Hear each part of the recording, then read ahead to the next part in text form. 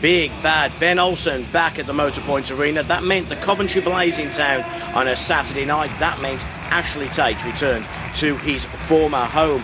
7 straight home wins for Doug Christensen and his team. His team were paying attention. Keep your eye on Gord Baldwin. He was to play a big part as Frank Doyle led the Steelers out onto the ice. They were ready.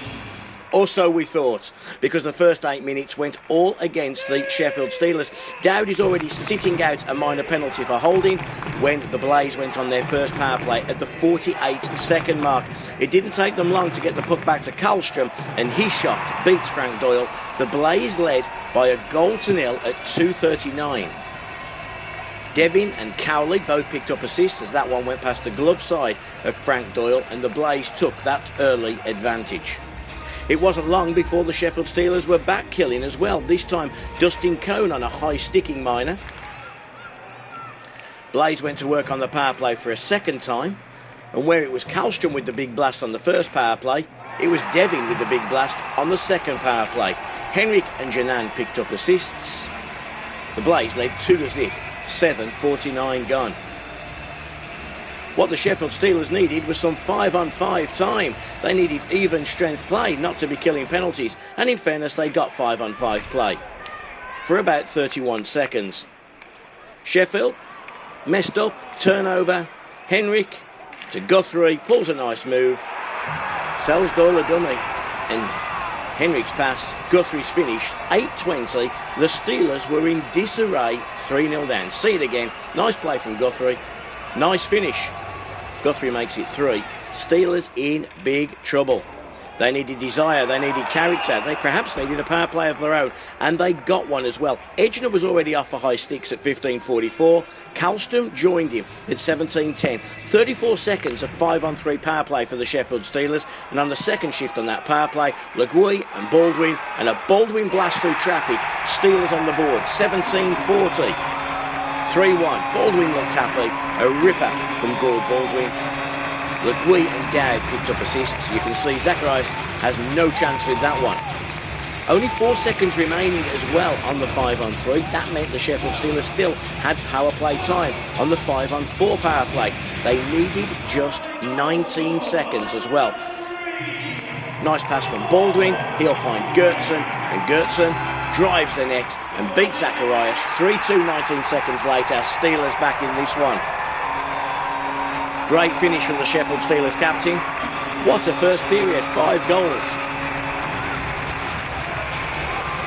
4 of them on the power play, 2 for the Blaze and 2 for the Steelers. Lovely finish by the Steelers captain. Whilst there was 5 goals in the first period, no goals at all in the second session. So we entered the third period with the score still Steelers 2, Blaze 3. Penalty though on Guthrie at 43-23. He would be sent to the penalty box for holding, wasn't too keen on it, but the Steelers power play went to work again. And for a team who couldn't score on the power play a month ago, they can only score on the power play now. Sirianni, great work. Look where Spencer is, right in the paint, and he shoots and scores. Isn't he happy? His first goal for a while. Spence ties the game at 44-23.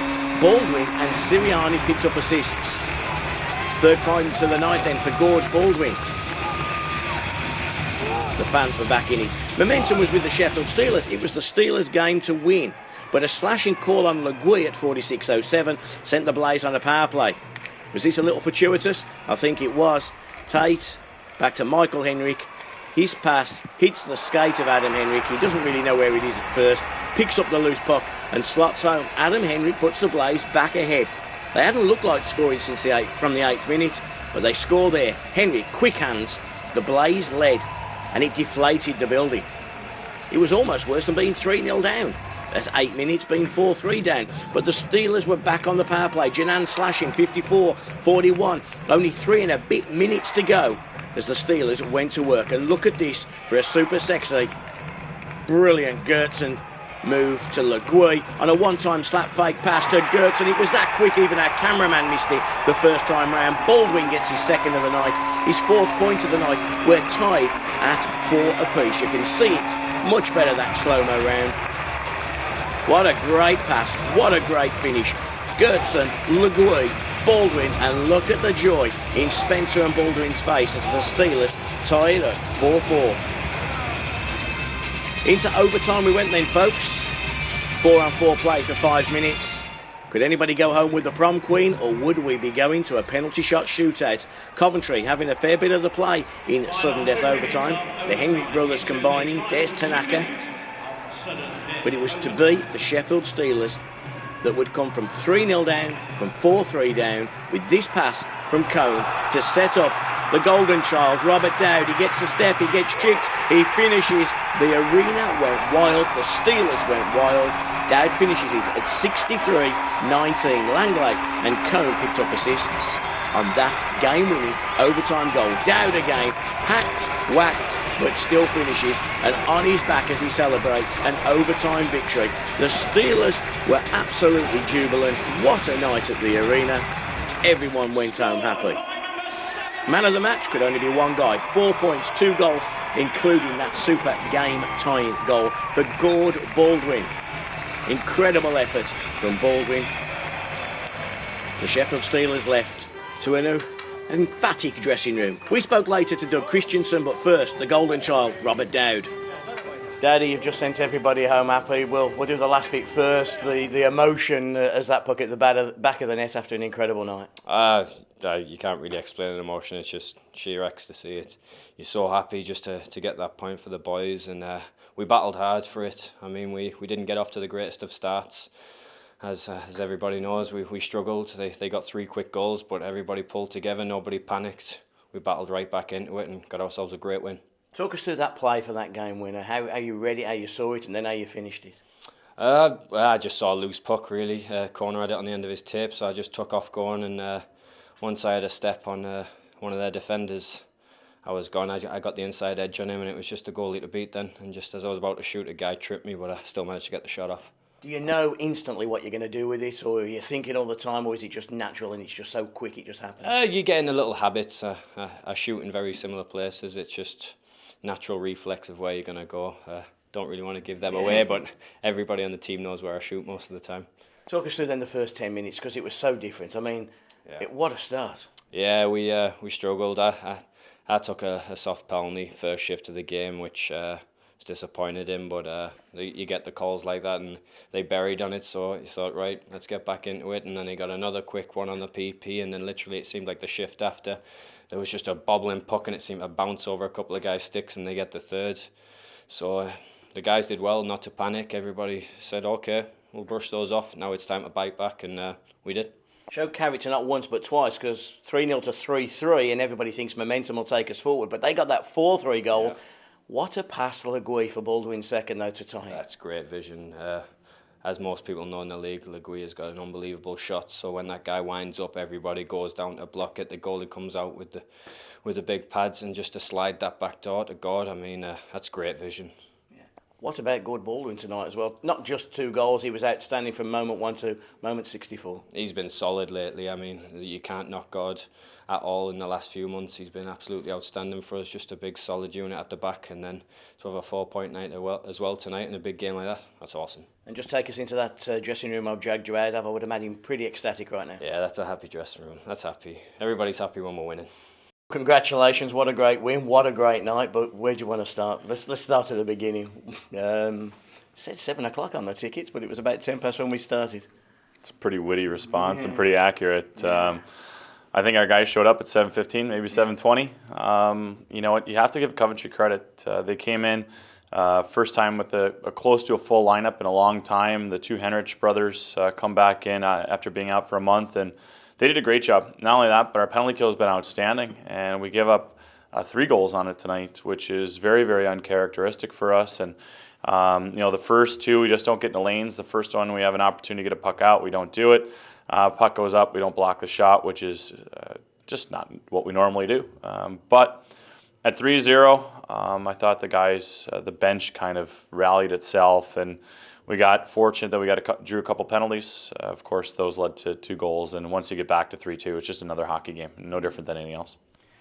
Twice the Steelers came back, showing great character tonight, didn't they? Not just 3-3, but more importantly, when they went then 4-3 down, they came back again. That goal that Baldwin scores, maybe from, 2 feet, but the play, the whole play, including the pass from Legui, was just spectacular, wasn't it? Well, Leggy's pass is a world-class pass. not many players can make that play. And you know what? That's why you pay him. That's why he's there, and it was phenomenal. And you know what?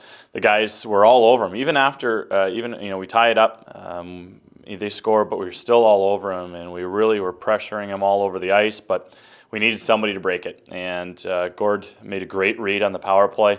We talk about the backside D collapsing, and he and Leggy flip, and he winds up collapsing, but he makes that read, and he goes down. Leggy finds him, and I feel great for Gord.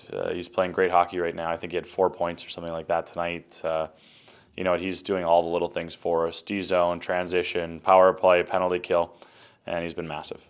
Into overtime, chances both ends, and then it falls to Robert Dowd. Who else would you want it to fall to? And your emotion as you saw his number scaled away from you towards the goal, were you thinking? My first thought, if I'm being completely honest, was to get Frank off the ice because they had a delayed penalty. And my next thought was, I hope Dowd scores. And I don't know if I had any thoughts after that. It was just pure elation. But you know what? He's a clutch player. He's committed. He is Sheffield through and through. He loves his club. He loves his team. And his teammates love him. And comes up with a big goal in a big moment.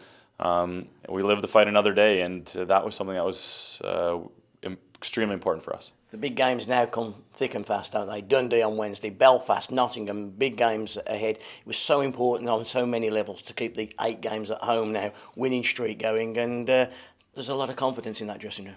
There is. I think when you listen to the guys' post-game song, it tells a lot about the season, and you can ask someone else about it, and I'm sure it's probably not the right lyrics for kids out there to download, but it tells a lot. It's about where the team started and where they are now, and where they're feeling and what they think they can accomplish in 2014, and that's something for me that we wanted. We would like to have had it a couple months earlier, but quite frankly, I don't think many teams will want to play us right now, and we've got a massive test Wednesday. It's our first elimination round for this season, and then we obviously have the first place Belfast Giants coming in, and it should be a fun test for us.